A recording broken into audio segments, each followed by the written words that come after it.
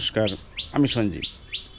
আজকের ছোট্ট একটা ভিডিওর মধ্য দিয়ে শীতকালীন ফুলের একটা বিশেষ ফুলের পরিচর্যা সম্পর্কে এবং তার খাওয়ার সম্পর্কে এবং বেড়ে ওঠার সম্পর্কে টোটাল জিনিসটাই আলোচনা করব। ভিডিওটা খুব মনোযোগ সহকারে দেখবেন। যারা ডালিয়া করতে ভালোবাসেন, হ্যাঁ একদম ঠিক তাই, ডালিয়া করতে ভালোবাসেন যারা, তাদের ক্ষেত্রে গাছকে দ্রুত বাড়াতে গেলে কি খাবার প্রয়োগ করব এবং কেমনভাবে তাকে ট্রিটমেন্ট করব বা পরিচর্যা করব, সেই পরিচর্যার ফলে গাছগুলো খুব দ্রুতভাবে বেড়ে উঠবে এবং বড় বড় ফুল পাবে। যেমন ফুল আমার এই ভিডিওতে দেখছেন, এই রকম বড় বড় ফুলগুলো পাবেন। এই রকম ফুল পেতে গেলে আপনাকে এই ত্রিফলা আপনার কাছে রয়েছে। আমার কাছে যে ত্রিফলার জিনিসটা রয়েছে, এই ত্রিফলার মিশ্রণটাই হচ্ছে কিন্তু একটা খুব ভাইটাল জিনিস, খুব গুরুত্বপূর্ণ জিনিস। এই তিনটে জিনিস যদি মিশ্রণ করে যদি গাছকে প্রয়োগ করতে পারেন, তাহলে কিন্তু আপনার গাছ এইরকম কিন্তু ঝলমল করবে। এইরকম কিন্তু অল্প দিনের মধ্যেই কিন্তু গাছ খুব সুন্দরভাবে কিন্তু তার চেহারা নিয়ে নেবে এবং বাড়তে শুরু করবে। দেখুন, এক একটা গাছের চেহারা দেখুন, এক একটা গাছে ধরে রাখতে পারবেন না। গাছগুলো এত সুন্দর অল্প দিনের মধ্যে ডেভেলপ করবে যে কল্পনাই করা যাবে না যে এত সুন্দর ডেভেলপ করতে পারে। তো কি খাবার সেই? হ্যাঁ, এই তিনটে খাবারই কিন্তু খুব গুরুত্বপূর্ণ জিনিস, যেটা আমরা অনেক সময় ফেলে দিই। ম্যাক্সিমাম ক্ষেত্রেই আমরা হয়তো এখন ফেলে দিই, কিন্তু এখন যারা ছাদ বাগান করছি, অনেক ভিডিও দেখার পরেও কিন্তু এই জিনিসটাকে কিন্তু আমরা অমৃতভাবেই কিন্তু সেগুলোকে আর ফেলছি না। অর্থাৎ অমৃত মানে গাছের অমৃতর ক্ষেত্রে কথা বলছি আমি। এই গাছের অমৃত হিসেবেই কিন্তু আজকের কিন্তু এই জিনিসগুলোকে কিন্তু ব্যবহার করে দেখছি।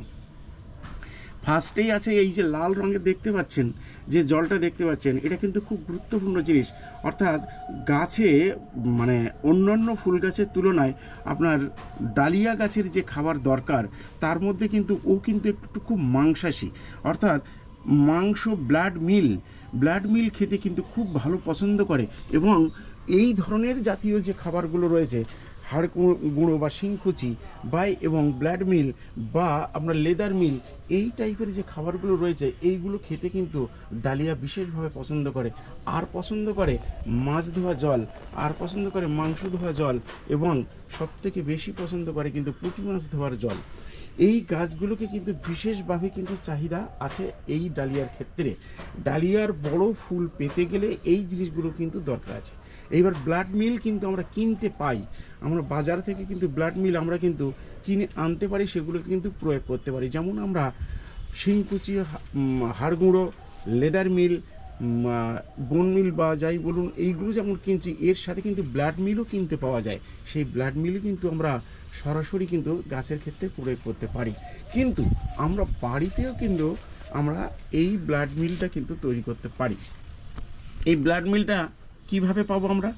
এই ব্লাড মিলটা আমরা প্রত্যেক বাড়িতেই কিন্তু যারা মাছ মাংস খাই, আমরা সেই মাছ মাংস খাওয়ার জন্যে কিন্তু বাজার থেকে মাছ কিনে আনি, মাংসও কিনে আনি। মাংসটা কেনার পরে মাংসটাকে ধুয়ে আমরা জলটাকে ফেলে দিই, মাছটাকে ধোয়ার পরে মাছটার ধোয়ার জলটাকে আমরা ফেলে দিই। আজ থেকে কিন্তু সংরক্ষণ করুন এই মাছ ধোয়া জল আর মাংস ধোয়া জল। এটা কিন্তু রয়েছে দুটো জিনিস, একটা মাছ ধোয়া জল এবং মাংস ধোয়া জল। বিশেষ করে রয়েছে মাংস ধোয়া জল। এই মাংস ধোয়া জলটা হচ্ছে ব্লাড মিল। এই ব্লাড মিলটাই কিন্তু আপনার ডালিয়ার ক্ষেত্রে বিশেষভাবে কিন্তু প্রয়োজন। তাই এটা যদি প্রয়োগ করতে পারেন, কিভাবে প্রয়োগ করবেন? সরাসরি না, এইটাকে অন্তত 2 থেকে 3 দিন পাত্রের মধ্যে রেখে দিন। মাছ ধোয়ার জলটাকে বা মাংস ধোয়ার জলটাকে একটা পাত্রে রেখে দিন। 3 থেকে 4 দিন পরে এটাকে প্রয়োগ করুন। কিভাবে প্রয়োগ করবেন? তার সাথে যেটা আমরা চাল ধোয়া জল এবং ভাতের মাড় যেটাকে ফেলে দিই, সেইটাকে সংরক্ষণ করুন। তাহলে এইটি পাত্রে দেখতে পাচ্ছেন, এখানে রয়েছে চাল ধোয়া জল এবং ভাতের মাড়। সেও কিন্তু 2 থেকে 3 দিনের পচানো বলতে পারেন বা 3 দিনের বাসি জিনিস বলতে পারেন। আবার সেই সাথে রয়েছে আপনার সর্ষের খোল আর ডিএপি ভিজানো জল। তাহলে এই যে ত্রিফলা, আমি নাম দিয়েছি ত্রিফলা, অর্থাৎ ব্লাড মিল, এখানে রয়েছে ভাতের মাড় আর চাল ধোয়া জল এবং সর্ষের খোল এবং ডিএপি ভিজানো জল। এই যে ত্রিফলার মিশ্রণ, এই ত্রিফলার মিশ্রণ কিন্তু ডালিয়ার ক্ষেত্রে বিশেষভাবে প্রয়োজন। এবং এটাকে যদি আমরা প্রয়োগ করতে পারি, তাহলে কিন্তু দুর্দান্ত রেজাল্ট কিন্তু এই ডালিয়া গাছ থেকে পাবেন। যেটা আমার গাছের ক্ষেত্রে দেখুন, গাছের চেহারাগুলো দেখেই কিন্তু বলে দিচ্ছে যে গাছগুলো কত সুন্দর তরতাজা হয়ে রয়েছে। তাই এই তরতাজা হতে গেলে এবং যে ফুলগুলো দেখতে পাচ্ছেন গতবারের ফুল, এই রকম বড় বড় ফুল পেতে গেলে আপনার ক্ষেত্রে কিন্তু এই রকম ধরনের জিনিস কিন্তু প্রয়োগ করতে হবে। শুধু রাসায়নিক সার বা অন্য সার আপনি যেমন প্রয়োগ করেন সেই সারটাকে কমিয়ে দিয়ে এই রকম ধরনের সারগুলোকে যদি ব্যবহার করতে পারেন, ফেলে দেওয়া জিনিসগুলোকে যদি ব্যবহার করতে পারেন, তাহলে কিন্তু ডালিয়া গাছের ক্ষেত্রে দুর্দান্ত রেজাল্ট কিন্তু পাবেন এবং আশাপ্রদ ফুল কিন্তু আপনি পাবেন। এই যে আপনার আকাঙ্ক্ষিত যে ফুল, বড় বড় ফুল হবে, সুন্দর ফুল হবে, অনেক দিন স্ট্রে করবে, এই ফুল পেতে গেলে আপনার কিন্তু এই রকম ধরনের খাবার কিন্তু আপনাকে প্রয়োগ করতে হবে। আর কি করতে হবে, সেই সাথে সাথে গাছের রোগ পোকার দিকে কিন্তু আপনাকে নজর দিতে হবে। দেখুন এই গাছের পাতায় কিন্তু একটা পোকা, লেদা পোকা কিন্তু লেগে যায় রাত্রিতে।